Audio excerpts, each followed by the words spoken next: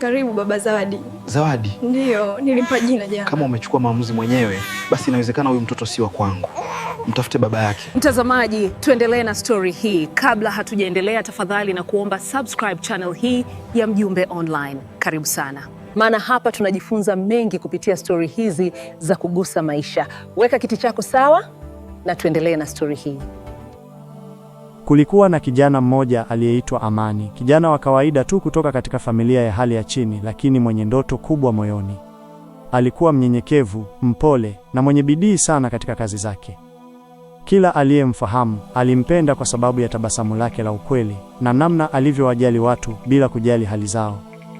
Siku moja jioni, wakati jua likizama taratibu na kupaka anga rangi ya machungwa iliyochanganyika na zambarau, Amani alikuwa amesimama katika kituo cha basi akisubiri usafiri wa kurejea nyumbani. Upepo mwanana ulivuma polepole, ukibeba harufu ya mvua iliyokuwa imenyesha mchana huo. Macho yake yalikuwa yakitazama mbali, mawazo yake yakiwa yamezama katika ndoto zake za maisha bora. Hapo ndipo alipomuona kwa mara ya kwanza. Alikuwa ni msichana mrembo sana aliyeitwa Neema.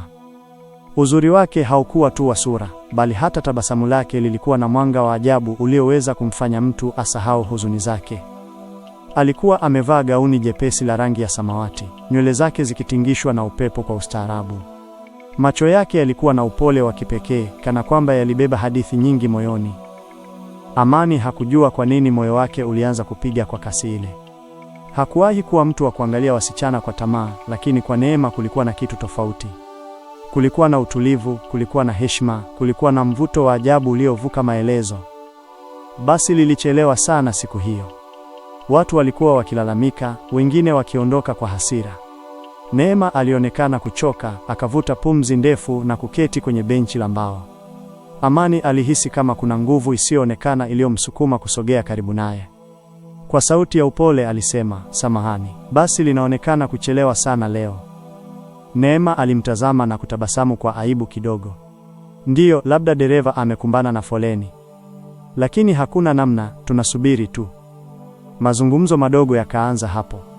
Kwanza yalikuwa ya hali ya hewa, kisha yakageuka kuwa ya kazi, ndoto na maisha kwa ujumla. Amani aligundua kuwa Neema alikuwa msichana mwenye maadili, mwenye heshima kwa wazazi wake na mwenye ndoto ya kuwa mwalimu ili awasaidie watoto wa kijijini kwao wapate elimu bora. Amani alimwambia kuhusu ndoto yake ya kufungua biashara ndogo ambayo ingeweza kumsaidia yeye na familia yake. Walizungumza kana kwamba wamefahamiana kwa miaka mingi.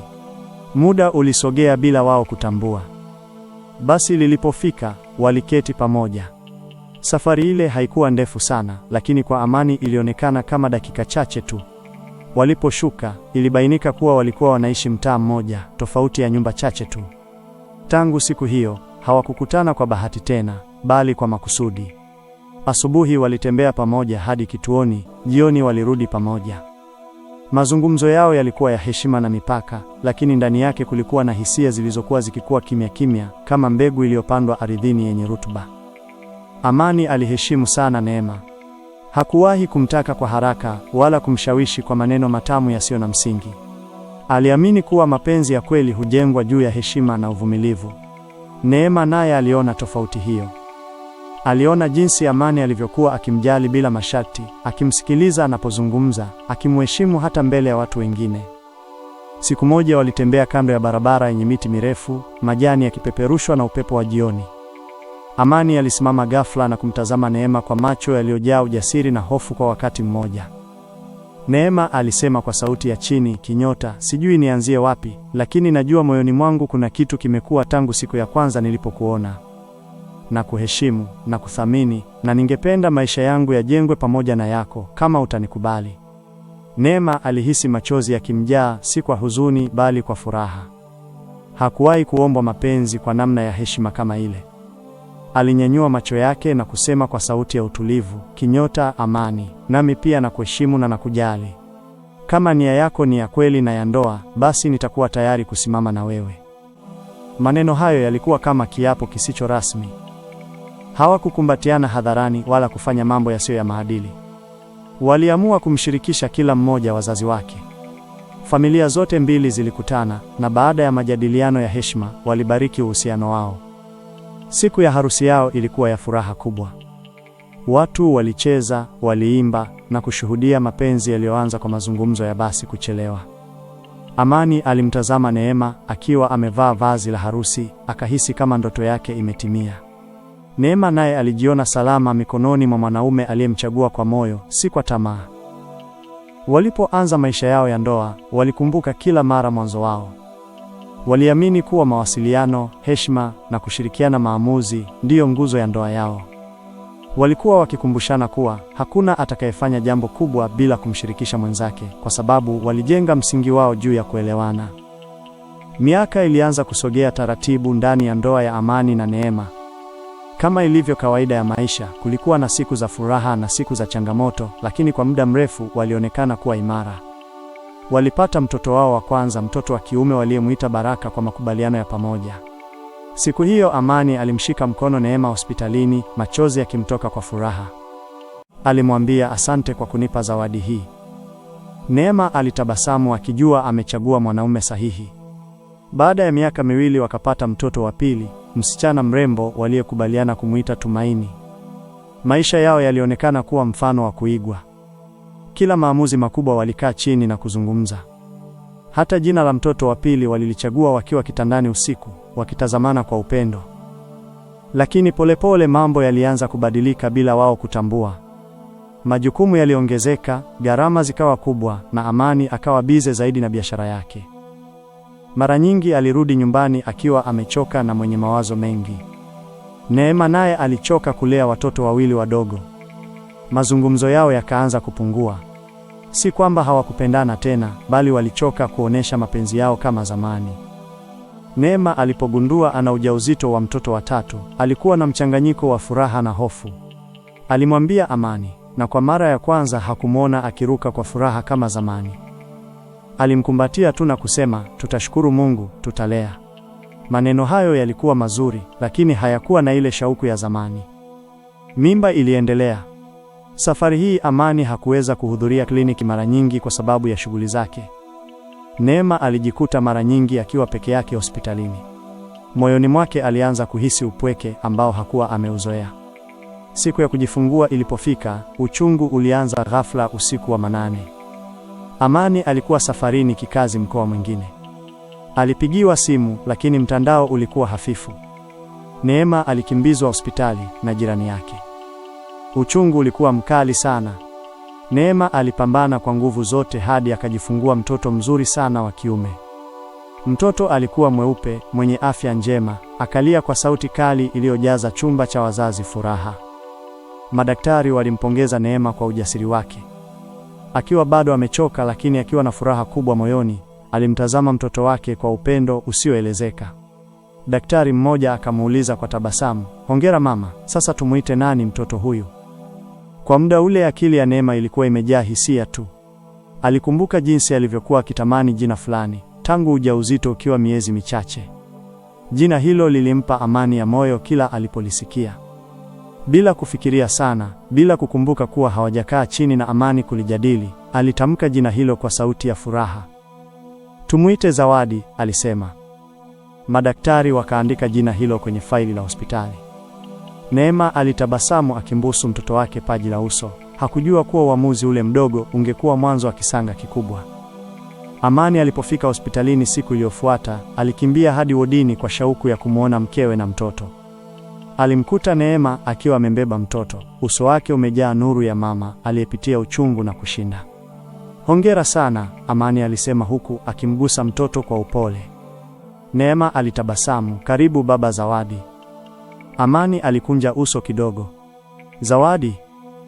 Neema akasema kwa furaha, "Ndiyo, nilimpa jina hilo jana." Kimya kizito kikaanguka kati yao. Amani alihisi kitu kikichoma ndani ya moyo wake. Hakusema kwa dakika chache.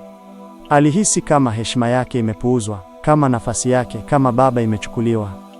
"Ulimaanisha nini kumpa jina bila kuniuliza?" Sauti yake ilikuwa nzito. Neema alishtuka. "Ilikuwa ni furaha tu ya wakati ule, sikufikiria sana. Nilijua tutazungumza baadaye kama hutapenda."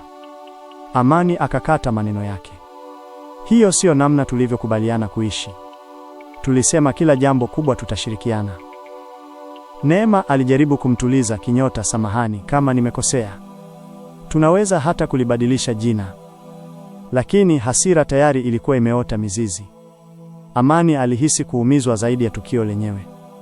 Katika uchovu wake wa kazi, katika hisia zake za kupuuzwa kwa muda mrefu, tukio hili lilionekana kama uthibitisho kuwa sasa hathaminiwi. Kwa sauti ya dharau na hasira alisema, kama uliweza kumpa jina bila kunishirikisha, basi huyo mtoto si wa kwangu. Mtafute baba yake. Maneno yale yalikuwa kama kisu moyoni mwa Neema. Machozi yalimtoka mara moja. Amani, unasemaje hivyo? Mimi ni mke wako, sijawahi kukusaliti. Lakini Amani hakutaka kusikiliza. Aligeuka na kutoka hospitalini, akiacha nyuma kelele za mashine na kilio cha mtoto mchanga. Siku zikapita. Neema alirudi nyumbani, lakini Amani alikuwa baridi kama barafu. Hakumtazama mtoto, hakumtaja kwa jina. Alisisitiza kuwa heshima yake imevunjwa. Ndugu wakaingilia kati, wakajaribu kupatanisha. Neema aliomba msamaha mara nyingi, akasema kosa lake lilikuwa la haraka tu, la furaha, si dharau. Lakini Amani alishikilia msimamo wake. Aliona kama maamuzi ya Neema yalikuwa mwanzo wa kumdharau. Mazungumzo yakageuka kuwa mabishano, mabishano yakageuka kuwa ukimya wa maumivu. Hatimaye siku moja, Amani alikusanya nguo zake na kuondoka. Aliwaacha watoto wake 3 na mke aliyewahi kumpenda kwa moyo wote. Ndoa iliyojengwa juu ya heshima na mawasiliano ikavunjika kwa jambo lililoanza kwa neno moja tu. Neema alibaki akimtazama mlango uliofungwa, mtoto Zawadi akiwa mikononi mwake. Machozi yakitiririka, akijiuliza ni wapi walipokosea. Je, kosa lake lilikuwa kubwa kiasi cha kuvunja ndoa? Au je, hasira na maneno ya dharau ya Amani ndiyo yaliyovunja kila kitu? Leo hii watoto wanakuwa bila kuona wazazi wao wakiwa pamoja. Mapenzi makubwa yaliyoanzia kituo cha basi yakageuka kuwa kumbukumbu ya maumivu.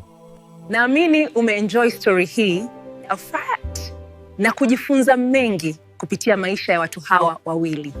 Na swali linabaki kwako, wewe mtazamaji. Je, ni nani mwenye makosa kati yao? Je, ni Neema au Amani? Achilia komenti yako hapo chini. Mjumbe Online ni tunasema pesa mfukoni, akili kichwani, Yesu moyoni. Na pia usisahau kusubscribe channel hii pendwa ya Stori za Maisha. Asante, tukutane tena wakati mwingine. Bye bye. Kama umependa story hii kutoka Mjumbe Online, tafadhali subscribe kwenye channel hii kwa story mpya zinazoendelea.